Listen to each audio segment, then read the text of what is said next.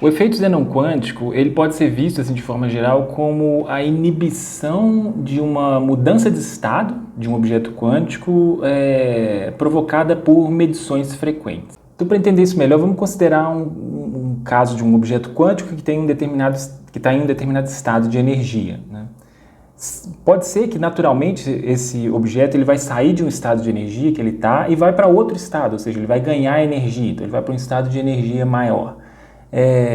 Mas na mecânica quântica existe esse fenômeno, que é esse efeito, né, que é o efeito Zenon quântico, e nesse efeito, se observações frequentes forem feitas sobre esse objeto, a transição de estado, né, a passagem de um estado de energia menor para um estado de energia maior fica inibida, né? Então o sistema acaba congelado, né, no estado de energia mais baixa. Esse efeito ele foi descrito na década de 70 por dois físicos, né, Misra e Sudarshan, e eles publicaram esse paper aqui como uma avaliação teórica sobre essa característica da mecânica quântica. Ele é um desses efeitos que são provocados por essa estranha interação que existe na mecânica quântica entre o objeto de estudo e o aparato de medida. Tá? Na mecânica quântica, a interação entre essas duas coisas, né, ela não é desprezível. Né? Na física clássica, a gente meio que despreza isso. Então você pode ter lá um sistema, sei lá, um carro andando na estrada e você pode ou não medir a velocidade dele, isso não interfere em nada, né, no processo.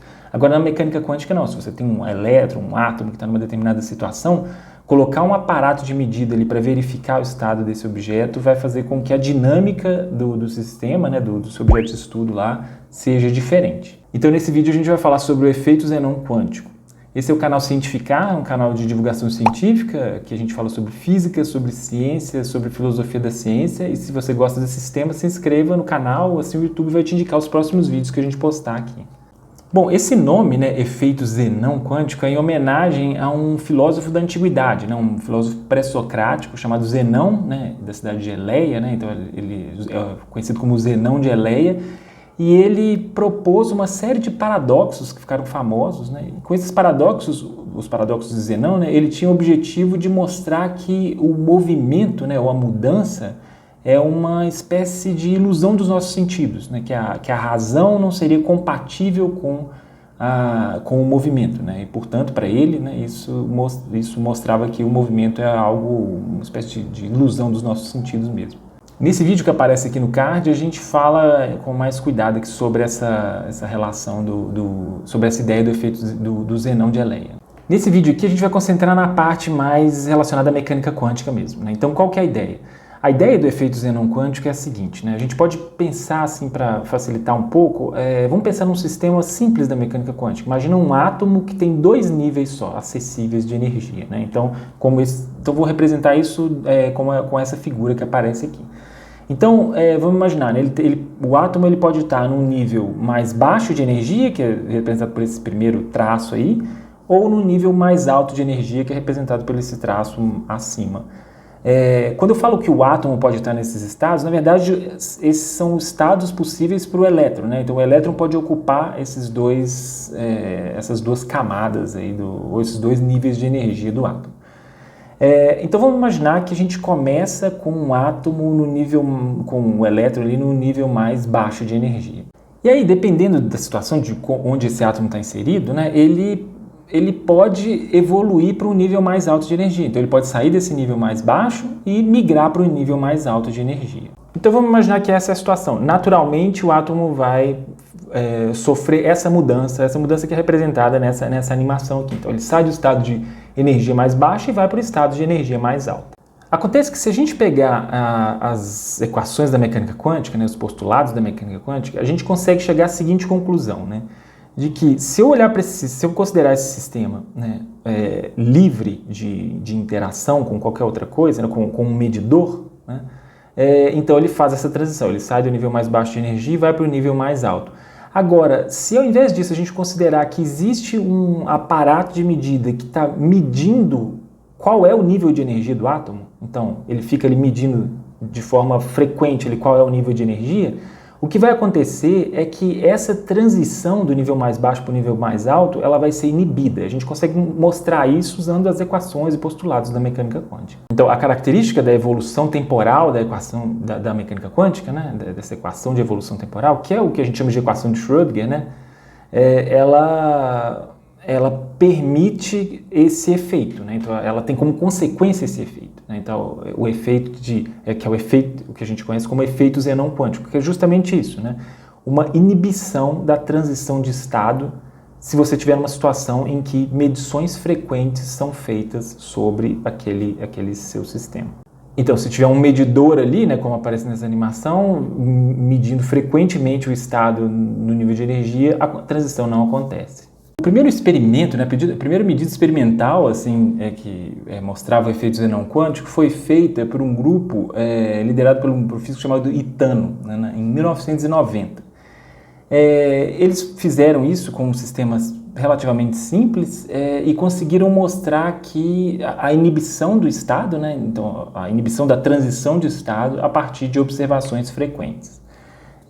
O problema é que quando eles publicaram esse artigo, eles usaram uma argumentação, né, para justificar o efeito, que era a seguinte: eles falavam que o fato de olhar, que a medida era eles representavam a medida como usando a ideia de que existe uma projeção do estado, né? Quando você faz uma medida, o estado é projetado no estado inicial, né? Então, por exemplo, quando você faz a medida de energia do átomo e você tem como resultado que o átomo está no nível mais baixo de energia, então o estado do átomo vai ser projetado para lá. É um negócio que o pessoal chama de colapso da função de onda, né? Então, ou colapso do vetor de estado. Então, o vetor de estado seria colapsado toda vez por estado inicial. E aí eles tratavam, o Itano, né, esse grupo que publicou o trabalho, eles tratavam isso como algo essencial no processo, na explicação do efeito. Então, para eles, o efeito Zenon seria o resultado da projeção do estado no estado inicial de forma frequente. Acontece que se isso fosse verdade, né, que se o efeito Zenon dependesse da projeção de estado, aí surgiria um problema que é o seguinte: a ideia de que o estado é projetado depois de uma medida, isso é mais uma ferramenta matemática do que algo considerado de forma séria, assim, ao pé da letra na física, né? Porque o que é uma projeção de estado, né? A projeção é ele sair de um determinado estado e ser jogado instantaneamente em outro estado. Isso não é um processo físico, né? Todo processo físico acontece ao longo do tempo, então não existe um processo físico desse tipo, que acontece instantaneamente. Então, se você tiver um efeito que você observa no laboratório, que é consequência de um procedimento desse tipo, de uma projeção de estado, então você estaria associando, seria uma forma de, verificar experimentalmente a projeção de estado. E isso seria um grande problema, né? E aí esse artigo do Itano, ele gerou uma série de debates, né? Então, outros autores escreveram comentários em cima desse artigo, né? Publicaram outros artigos comentando os resultados do Itano, né? Falando que os resultados do Itano experimentais estavam certos, o problema era a interpretação que ele dava para a projeção de estado. E aí tem um artigo famoso também, que é de um outro físico importante chamado Ballantine, que ele discute, né? Ele apresenta uma outra interpretação para isso, né? Ele mostra que não é necessário você fazer registros do experimento, essas medições frequentes, elas não precisam ser registradas. Você pode simplesmente considerar que você está fazendo interações com sistemas auxiliares, né? O que seriam esses sistemas auxiliares?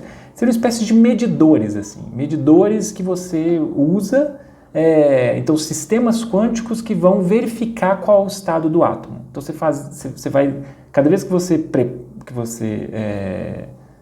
de tempo em tempo, né, de um intervalo de tempo para outro, você faz com que um sistema auxiliar verifique se o seu átomo está ainda no estado inicial, né? É possível fazer isso em laboratório, estou falando assim mais ou menos, mas é possível fazer isso em laboratório. Então, o Ballantine mostrou o seguinte, que se a gente tivesse sistemas auxiliares quânticos, né, que vão verificando se o átomo ainda está no estado inicial, e se a gente fizer eles interagirem ali de forma frequente com o átomo, o efeito Zenon acontece da mesma forma. E você não precisa nem verificar qual é o estado do átomo, então. Basta fazer com que ele interaja com esses sistemas auxiliares, que funcionariam como medidores, mas aí você não sabe o resultado da medida. Então você não precisa pensar na ideia de projeção, de que o estado foi levado para um outro estado. Não, você simplesmente pensa que o que acontece são várias interações com sistemas auxiliares. E assim era possível mostrar também o efeito Zenon quântico. Ou seja, o que o Ballantine estava mostrando é que o efeito Zenon quântico não depende da projeção de estado, né? Então, assim, medir o efeito Zenon quântico não significa verificar experimentalmente que existe o postulado da projeção. Isso seria uma coisa muito absurda, assim, né? Então, essa discussão ela serviu muito para isso também, para o entendimento de como é o processo de medição na mecânica quântica. Hoje o efeito Zenon quântico é usado também em estratégias de proteção de estado, por exemplo. Isso é muito interessante para as áreas assim, de computação e informação quântica, em que você quer preservar certos estados ali, né, quer evitar transições assim, para estados, sei lá, que você não tem muito controle. Então, isso é usado assim, até como ferramentas para tentativa de correção de erro nesses processos de computação e informação quântica. Então, assim, a situação hoje o efeito Zenon ele é usado inclusive como ferramenta, então ele já foi documentado uma série de vezes, já fizeram vários experimentos, né? Então ele foi verificado várias vezes, né? Ele realmente acontece, sistemas quânticos, esse efeito existe nos sistemas quânticos, mas a ideia de que a projeção, o postulado da projeção é essencial para o efeito, isso foi abandonado. Assim. Então as pessoas entendem hoje que isso não é necessário, né? Você pode ter interações com o sistema medidor, sem considerar essa ideia de projeção. E mesmo assim, o efeito Zenon acontece.